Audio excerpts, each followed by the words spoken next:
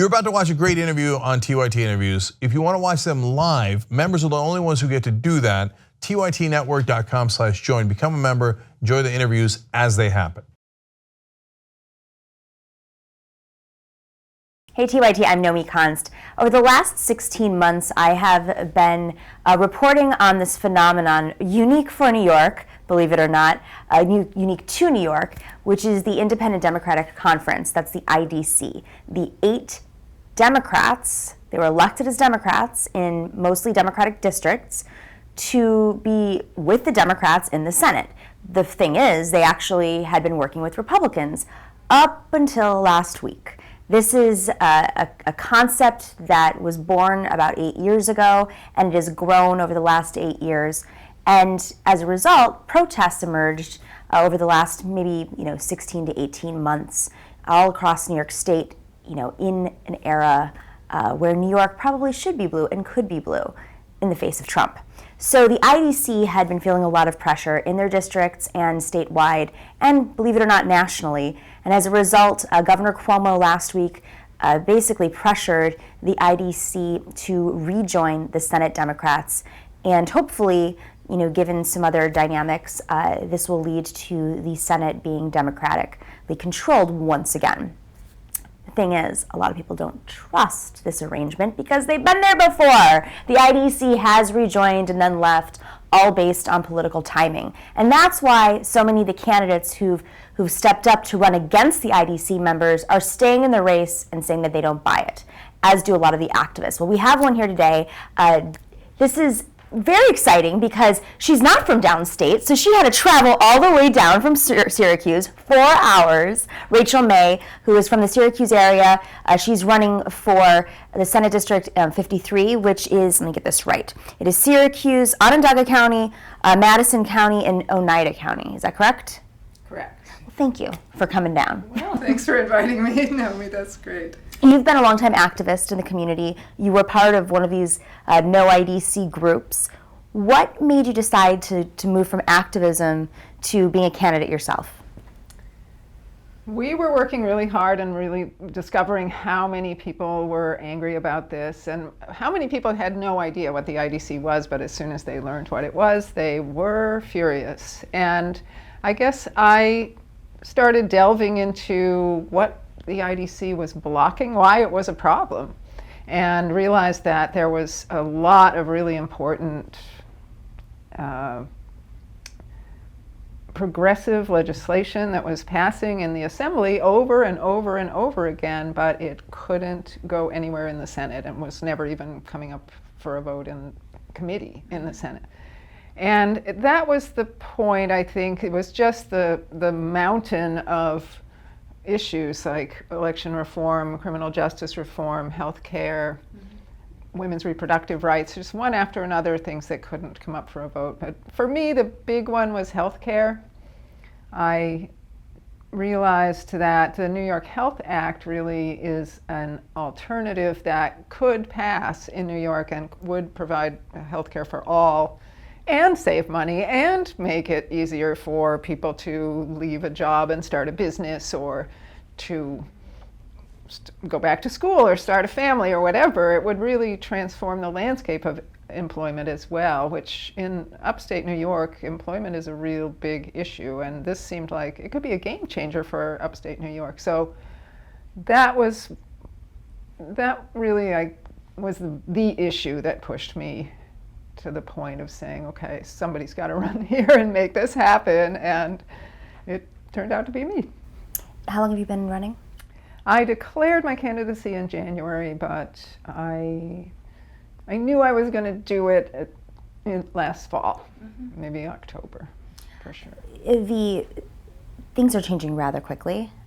In the last week, since we saw you on the steps of City Hall in New York City, where most of the IDC candidates, the anti-IDC candidates, got together with activists saying, we're here in solidarity, we are staying in the race, we don't believe what the IDC is saying, who's to trust them at this point.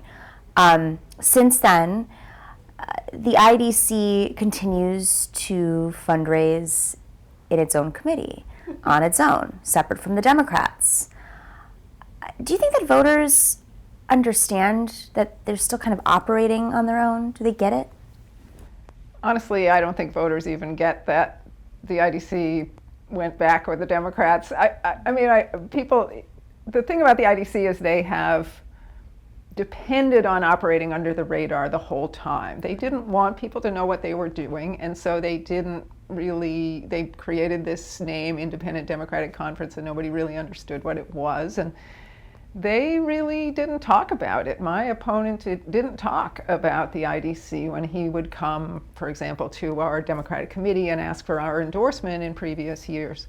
So they don't really want to talk about it now. They don't want to talk about having dissolved the IDC, and they certainly don't want to talk about the fact that they're still fundraising. So this isn't something they are advertising to people, and I think most of the voters have no idea. Senator Valesky is one of the early IDC members. Right, founding member. Founding member of the IDC, along with Senator Jeff Klein, of course, who was the leader, and now is going to be deputy leader of the Senate Dems. So Senator Valesky, I mean, he's been doing this for almost 8 years. Has the understanding of what the IDC has blocked, is that getting translated now in this new era of activism and resistance? Is that hitting the ground in the district? Oh, definitely. There are a lot of people who are angry about all different things. Reproductive rights is one, the transgender rights is a big one. I would say the election reform, people are just furious about the fact that we couldn't even get early voting, even though 37 states have early voting. New York can't even push the ball that far. That was really frustrating for a lot of people, I would say. Well, early voting would endanger many existing lawmakers who've been there for a long time. Right. But people see that. I think people are starting to understand just how cynical it is. And for me, that's the issue, is the cynicism at the heart of this, that the IDC really depended on people either not paying attention or not caring if their elected official was actually doing in Albany what he said he was going to do when he came to talk to us. They bring a lot of pork home, though, or some pork. What is he running on? He runs on that, and he runs on the other thing that they do that the Republicans have allowed them to do is every year they get to pass one progressive bill. So one year it was marriage equality, and another year was raising the minimum wage. They get one. Mm-hmm. And the IDC takes all the credit for that having passed. So he comes home and he says, I got marriage equality past the Republican obstructionist majority in the Senate.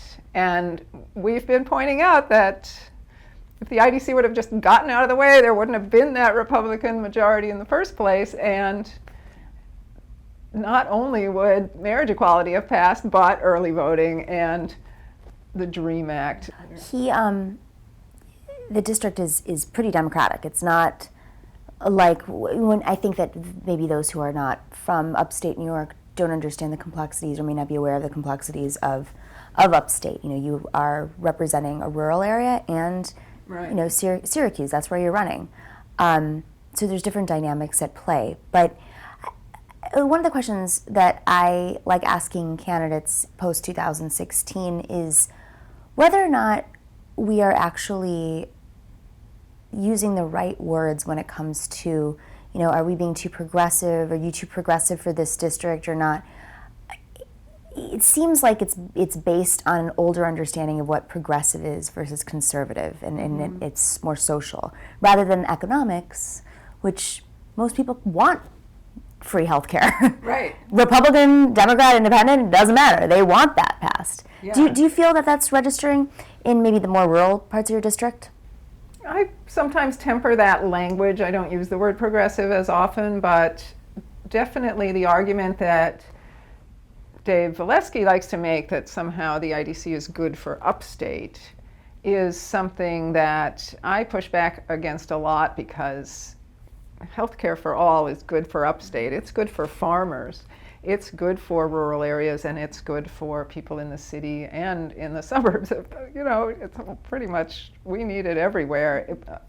Full funding for public education, that's important in rural areas where they're underfunded just as it is in the city.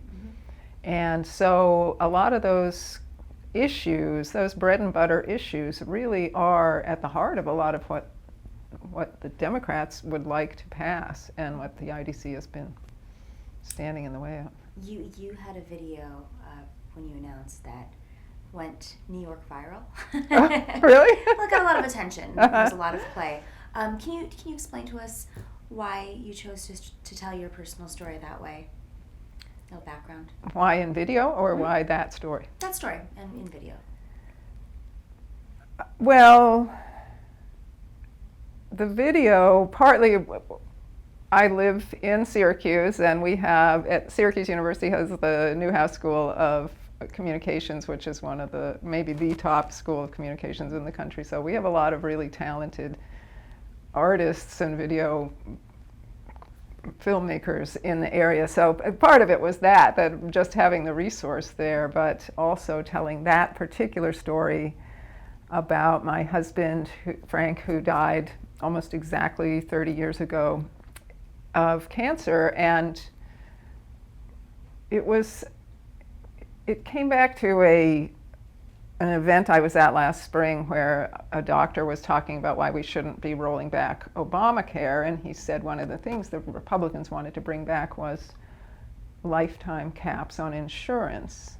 And as soon as he said that, it became so personal for me, because when my husband was sick in his 20s, he came up against the lifetime cap on his insurance, and he told me he was afraid he was going to live too long and outlive that lifetime cap and leave me with the debt. And so it was like he was less afraid of dying than he was of living under the inhumane health insurance system that we had. And so when I heard they wanted to bring that back, that it just raised the stakes to a whole another level. Like, I didn't want anyone ever to have that conversation with a loved one again. And so I would say that was one of the real spurs to me to think about, because I'm a shy person, you can probably tell I'm a little nervous. I am not someone who seeks the spotlight. I never thought about running before, but feeling like, okay, I have to get out of my comfort zone and I have to do something that really will make a difference here. So that was the reason for the video, and because it's kind of a long story, and it's true with the IDC in general. It's not an elevator speech. You have to explain what the IDC is, and it takes a long time, and people don't even believe it. The first time you tell them, you usually have to tell them a second time, because they're like, really? My senator is doing that? So using a video seemed like a good way to do that, because otherwise, who would stick around for the whole story? Now, if you're elected, yeah, you have a primary coming up in September. Right. But if you are elected past the primary into the general and you become the next, senator from the 53rd district, what is going to be first on your agenda that you want to champion? Well, that one. I think one of the things about the New York Health Act is, even though there are 31 co-sponsors for the bill in the Senate, it's just one person short of having a majority in the Senate. As we've seen with health insurance reform at the national level, it isn't just a matter of taking a vote. It's going to need champions to make it work. And honestly, if it gets to the point where we can have a vote on it in the Senate, it's going to take salesmanship in the Senate to convince people that they still should go ahead and vote for it. People are going to be afraid. There's going to be a lot of lobbying on the other side, a lot of money put into trying to defeat it. I think the Mercer family alone will put billions of dollars into trying to defeat that. And so it's going to take people to really stand up and make the case for it. So my opponent, Dave Valesky, is a co-sponsor of it, but I can't envision him ever being that champion for that bill. It's interesting you say that, because it's a question that we have to ask. If the Democrats really truly do win the Senate back, which means they'd have the governor's mansion, if all goes as planned, a Democrat has that position past the fall, and they'd have the Assembly and the Senate, then the dynamics change. A lot of Democrats right now say they're against the IDC in the Senate. Do you think that they're going to be the progressives that everybody's going to be as progressive as they claim to be right now when they have the bad guys in the room that are blocking all this legislation? No, that's a really good question. I think in the Assembly, I think there are people who might backtrack on some of the progressive votes they've taken if they thought those bills would actually become law. So again, I just feel like we need champions who are out there explaining why these are important and really trying to move the ball forward rather than just talking the talk. Have you pledged not to take corporate PAC money? Well, I'm definitely opposed to the LLC loophole, and so I'm not taking money from LLCs. I don't imagine, I wouldn't take corporate PAC money. They're not knocking on your door right now. They're not knocking on my door right now, but I am angry at the IDC for all the money they're taking from our perspective in Syracuse, the New York City real estate interests that are funding my opponent's campaign.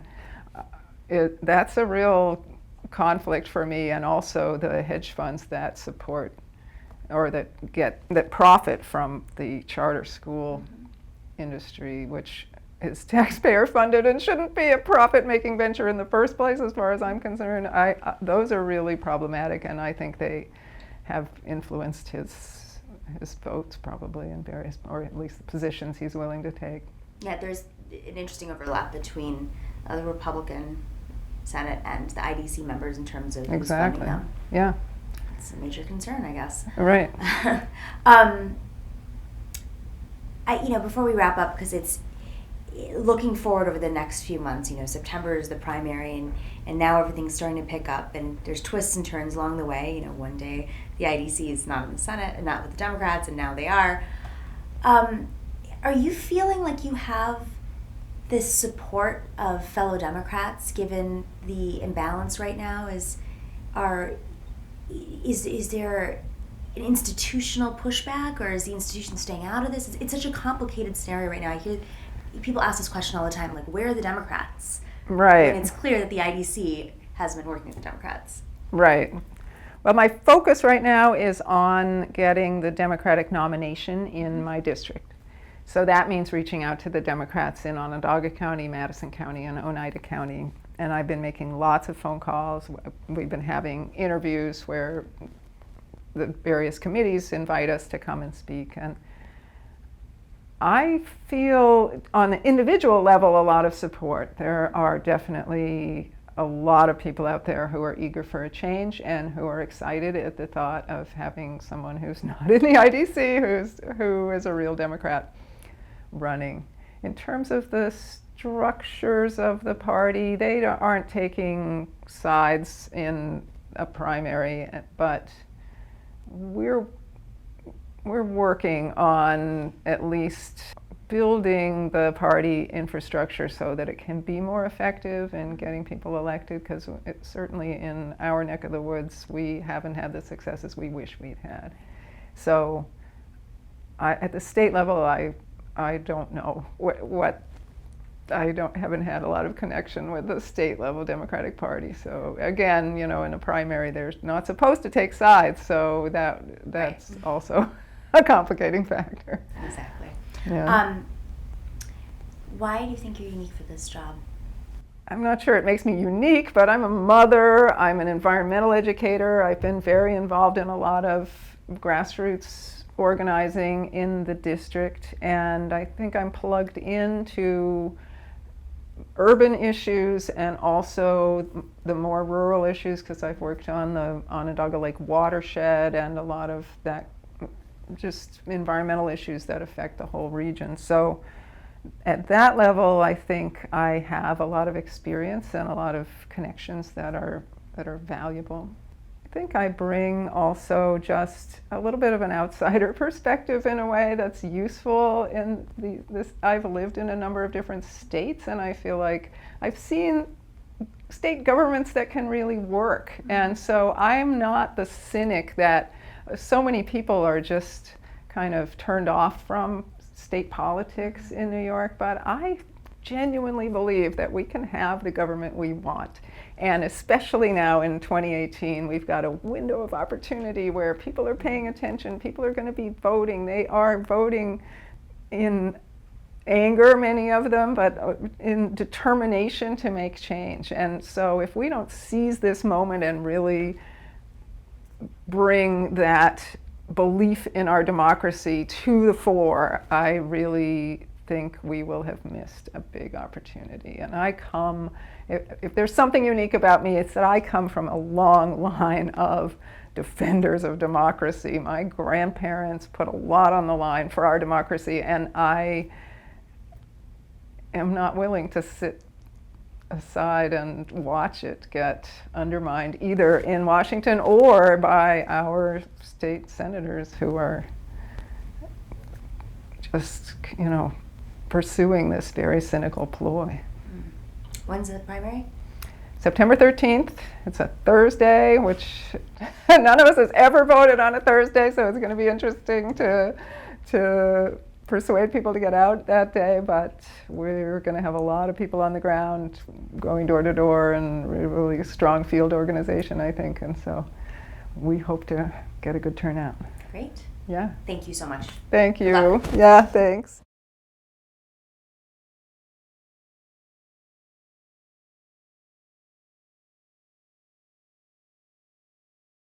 If you like the interview that you just watched, I got great news for you. If you become a Young Turks member, you can watch them live as they happen. Only the members get that. You also get Young Turks live. You also get Aggressive Progressive live and Old School live. Everything is available for the members and commercial free. tytnetwork.com/join.